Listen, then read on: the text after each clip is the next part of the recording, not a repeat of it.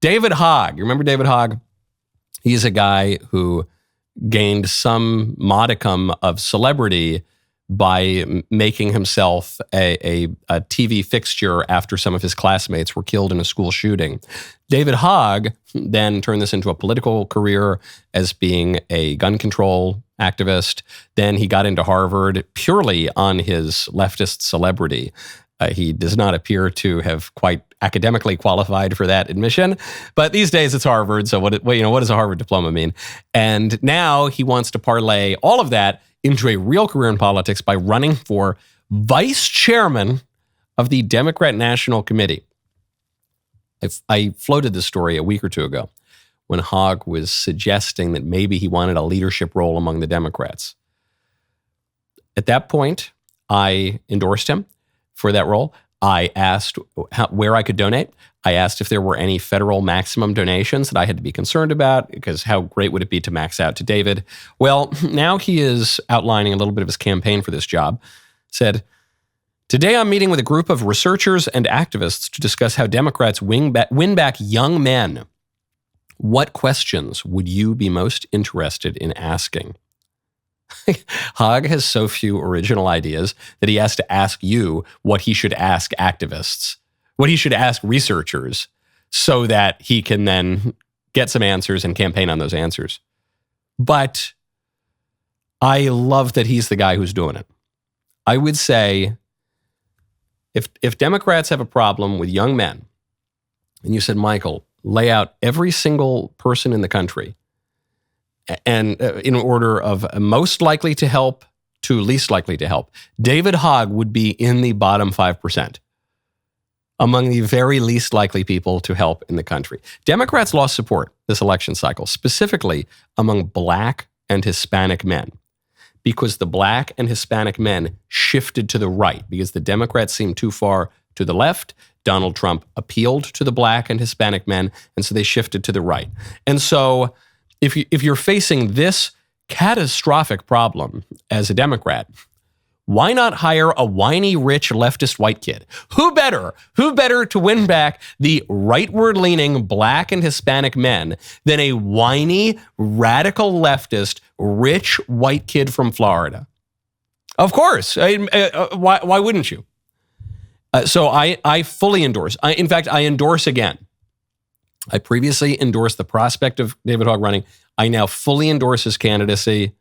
Please let me know where to send the check. Let's do matching donations. I don't know how much I'll match up to, but let's marshal all of our resources, folks. I want David Hogg to run the Democratic Party. And now, in fairness to David Hogg, other Democrats, even prominent older Democrats, don't have any better ideas. Tim Walz just gave this interview in which he was reflecting on his totally failed candidacy. He was very nearly a heartbeat away from becoming the second woman president, and he flopped. He was totally rejected by the voters. What he can't make sense of is how he lost to a billionaire. I thought it was a real flex when the Wall Street Journal pointed out that I might have been the least wealthy person to ever run for vice president. And I thought that would be something people say, well, this guy knows where we're coming from. He's had to pay his bills. He had to do, and still does. How in the world did we lose to a billionaire or a venture capitalist when we were making the case of a county attorney and a high school teacher?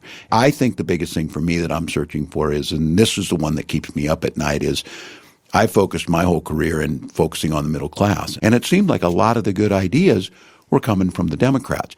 I still believe that, but apparently in this election, not the majority of Americans did. They chose to vote with a billionaire who's talked about not paying overtime, who has a long history of not paying his workers, someone who wants to take away the ACA.